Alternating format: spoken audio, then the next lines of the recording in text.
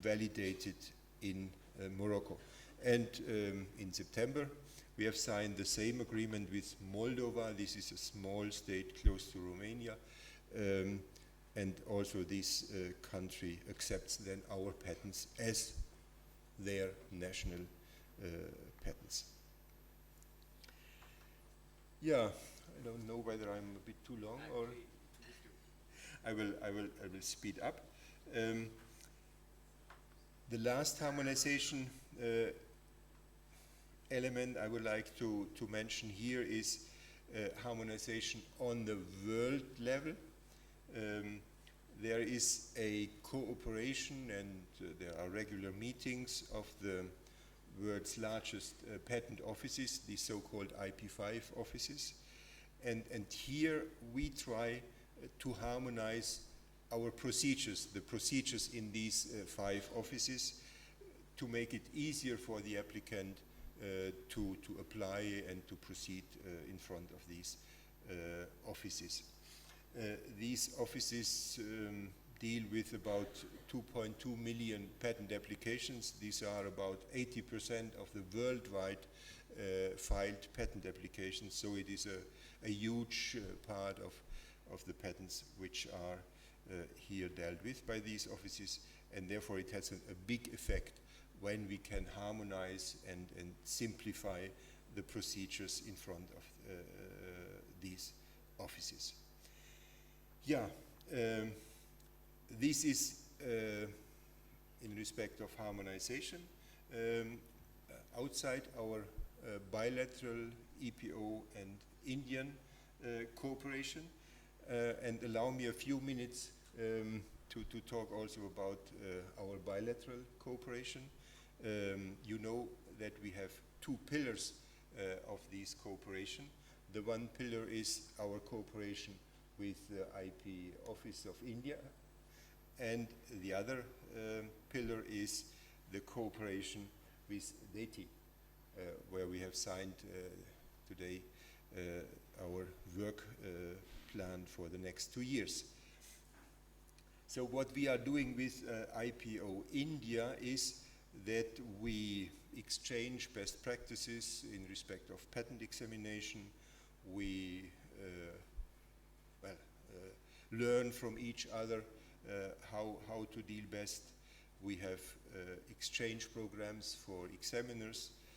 We share technical tools, and very, very important as a first step, we are already successful here, we exchange patent information, and I can announce that we have now, since we have received the first batch of patent documents from the Indian Patent Office, we have now 28,000 patent documents on our ESPASnet and EPOCnet site, and these documents are completely searchable now, and everybody in the world can have access to these data. We are very much interested to continue with this cooperation, and I'm very optimistic that we will go here in a very good future. The second pillar, as mentioned, is a cooperation with DAC. I have already mentioned it during my introduction this morning, what we are doing, what is important here, how we are learning from each other, and how we create here a win-win situation for both partners, for the Indian partners and for the European partners in this field. Therefore, also in respect of the time, I will not reiterate what I said already this morning. So, to conclude, we continue and feel committed to quality and in respect of our products, and also in respect of our services vis-à-vis our users. And with this system, as explained, I think we contribute very much also to the, not only to the European business, but also to the worldwide business, especially also in the IT area. With this, I thank you very much, and I'm very happy and ready to answer your questions if there are any later on. Thank you very much.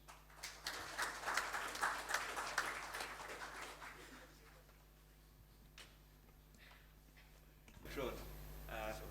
That's okay. I will quickly go to the next panelist, then we'll take the questions at last, so that.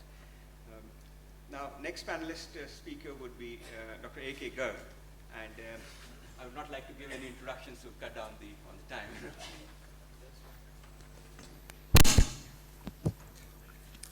Good afternoon. My intervention basically on the opportunities and challenges that the patent system provides to the ICT sector as a domain. So to make the thing straight, neither I am from the patent office nor a lawyer. So as a IT practitioner and a policymaker, my interventions are limited to that. Opportunities which a patent system throws to the ICT sector is not unknown. ICT sector basically revolves around the SMEs and a large number of startups that provide the innovation boost to this sector. We are more than 100 billion export-oriented IT industry, basically revolving around services, need to move up the value chain, need to incorporate more of innovation, and the patent system is one which provides a mitigation risk to this. The startups and the young companies, the only way they can stand against or in competition to the large companies is that they have some sort of a statutory protection to the innovative ideas they are trying to promote as a business idea. So this is, as far as the opportunity, we can talk about it endlessly, what the patent system throws to the ICT sector. But one thing should be well understood, that if we are looking at the numbers, 15% of the global patents are in this area, ICT. The maximum number of litigated subject matter, ICT has even overtaken pharma in this aspect. So this is a field which is actually very integrated with the IP system or a patent system as such, and there is no other way than the Indian industry starts playing this game. Now, as far as challenges are concerned, I'll try to revolve my discussion on that if we have to actually look at and take the benefits of the opportunities that this system throws, then we face 5 basic challenges which I see. First is the sensitization about the system as such. There have been a number of programs thrown open by governments, by industry, who have created awareness programs and awareness. The time has come now to actually move up from creating awareness of what is a patent or what is a copyright to actually talk about the subject called sensitization of the IP. How does IP play an integral role in creating economics from knowledge? That's the era with you. How does the cost involved in IP filing can be realized through my business?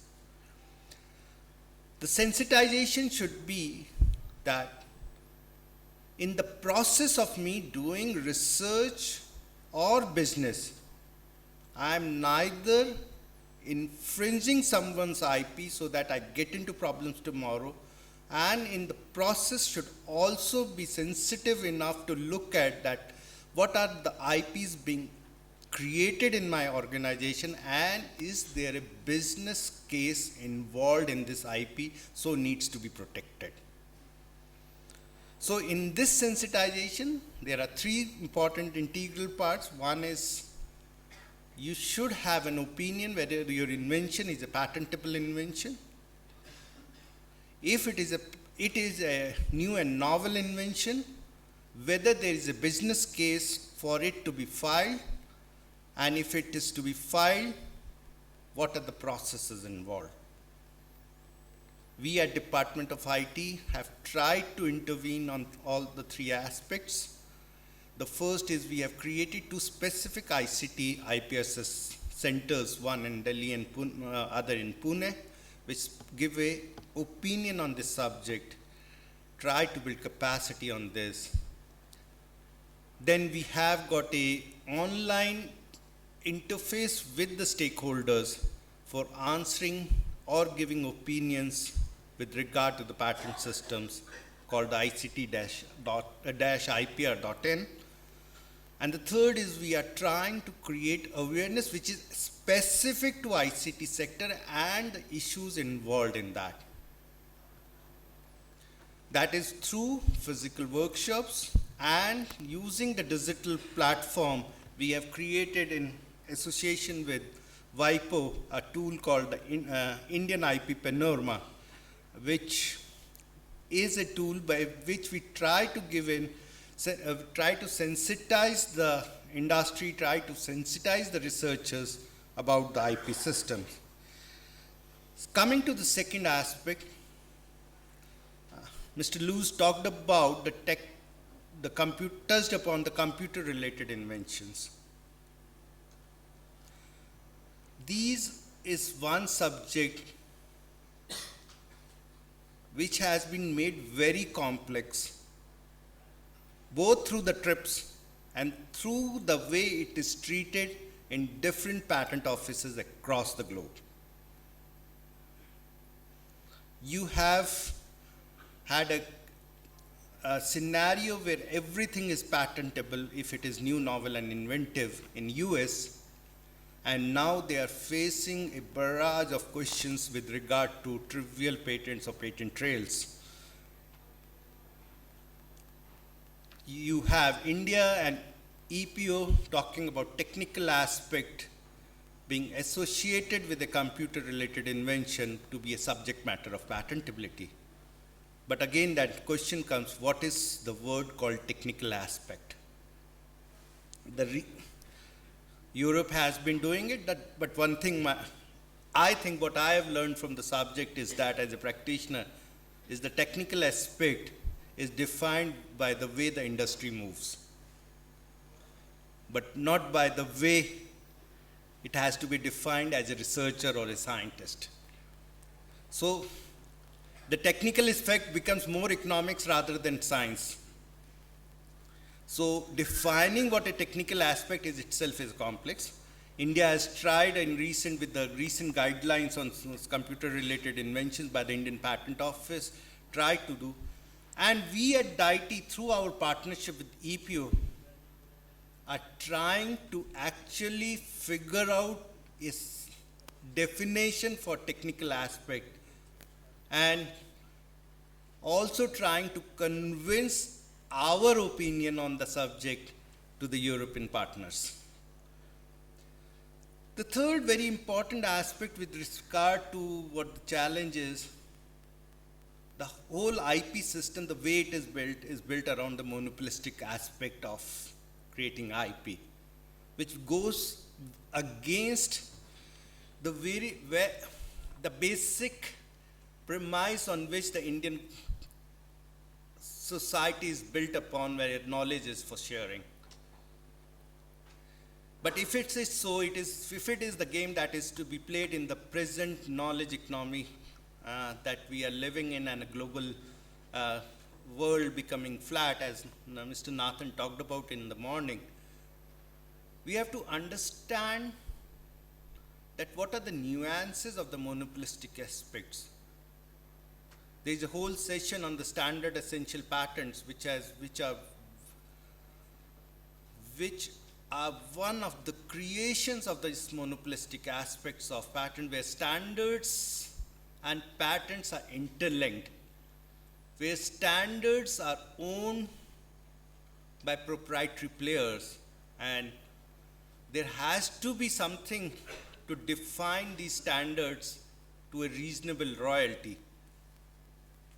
And once there is a government intervention or the intervention of the state in defining this reasonable royalty, then the Decorean aspect of governance is thrown to the public.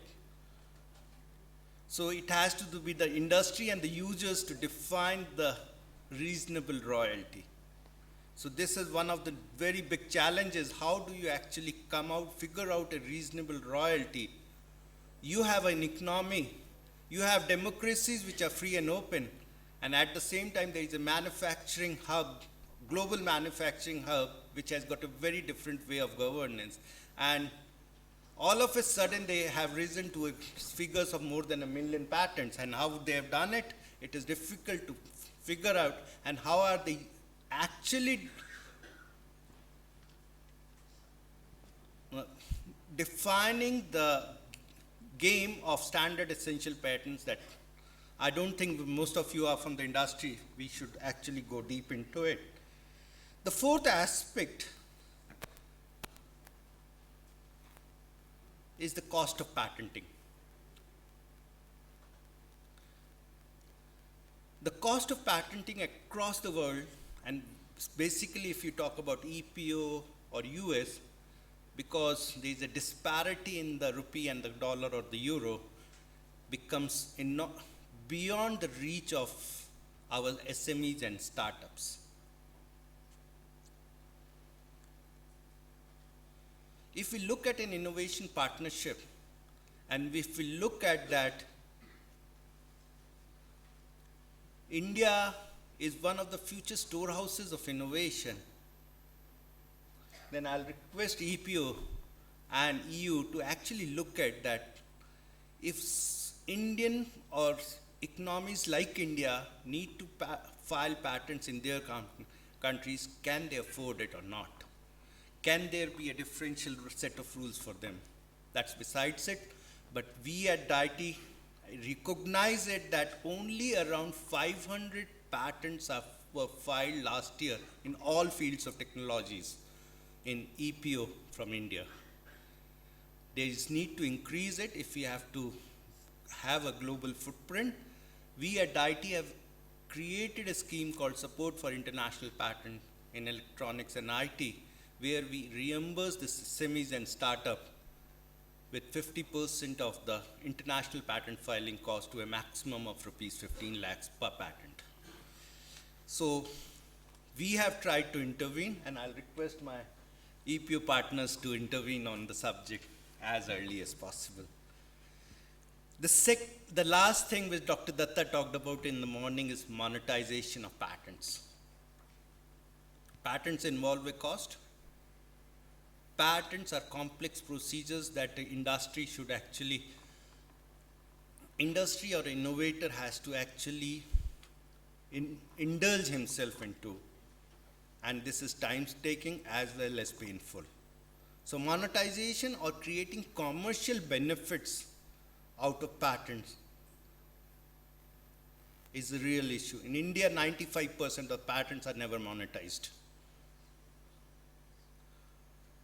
How do we actually increase the monetization? Then only the relevance of patent systems will be there, relevance of IPRs will be there. Otherwise, it's not very far that these systems will be questioned globally. There has to be systems. We are trying to create some sort of mechanism of where we provide a platform for monetization. Mahesh will be talking about in the afternoon. So we should seriously think that how do we actually increase the monetization? How the patent offices, government can intervene so that this percentage from 5 very fast increases to some respectable number. So these are some of the few things that came into my mind. I thought I'll share it with you. Thank you for giving me an opportunity.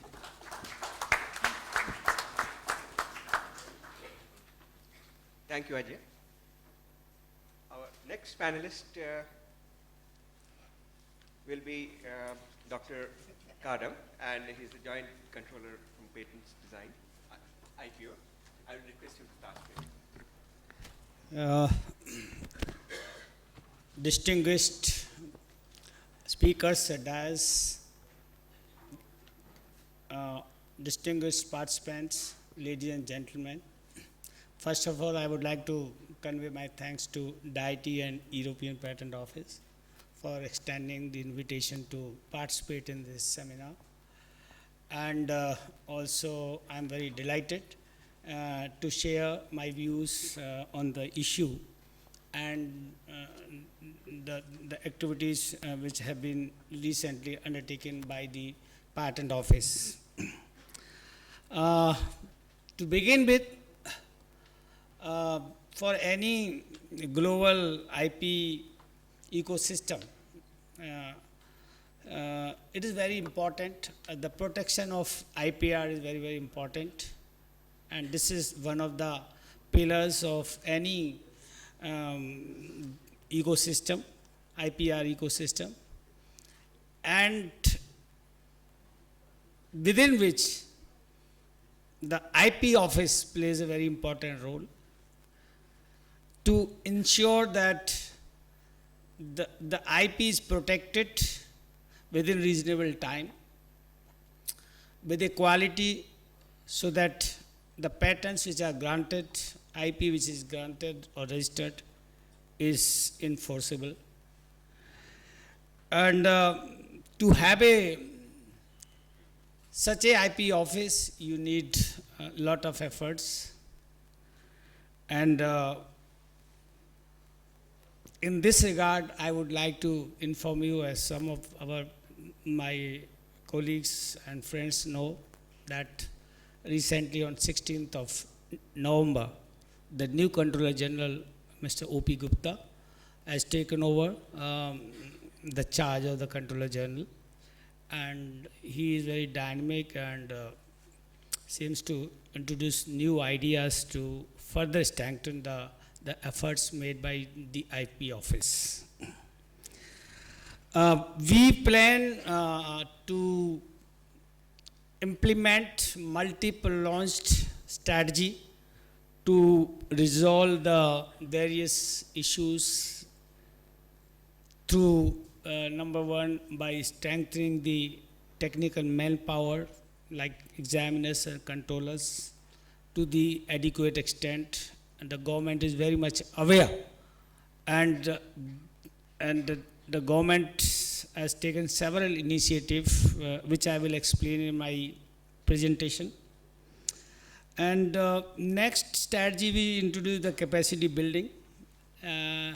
Like we need to have a good database to conduct the search of the prior art. We need to have a infrastructure for making people work comfortably to deliver the results, and also their training. They are qualified, trained, so that the quality reports are generated by them. And third, the administrative strategy to issue guidelines. Now, recently we have issued the revised examination guidelines on the examination of applications relating to computer-related inventions. And fourth strategy, to revamp the legislative, especially the patent rules, to make the procedure very simple, easy, and responsive. I mean, it's not always a duty on the applicant to act within the time, but the time has come to ensure that the patent office also ensures to deliver their services within the reasonable time framework. And over and above, we have a monitoring, introduce monitoring system at various level for the work of IPR, disposal, and the examination, registration. And this monitoring is not only done at the level of the patent office, controller general level, but also at ministry level. And above all, now this is being monitored, the progress of the patent office being monitored at the level of PMO. And the PMO has the public grievance system like Pragati. So whenever there is a review of Pragati related matters, the review of the patent office is always there. So the government, not only government, as to the level of the Prime Minister office, I think everyone is quite positive, and they have promised to extend any support, and they need any proposal from the patent office to expand or to take further action. So now I will just run through my presentations. What are the problems we are facing, and what are the steps we are taking in terms of numbers and other things. As you are all aware that the Department of Industrial Policy and Promotion deals with the 4 laws of intellectual property rights: patent, trademark, GI, and industrial design. And other property, I am not going to, about other property rights law, I am not going to talk about. And this is how the patent law evolved in India since 1856 and to 2005. There are various changes taking place in this. And this, you know how our filing is increasing since 1995 onward. It has gone multiple way.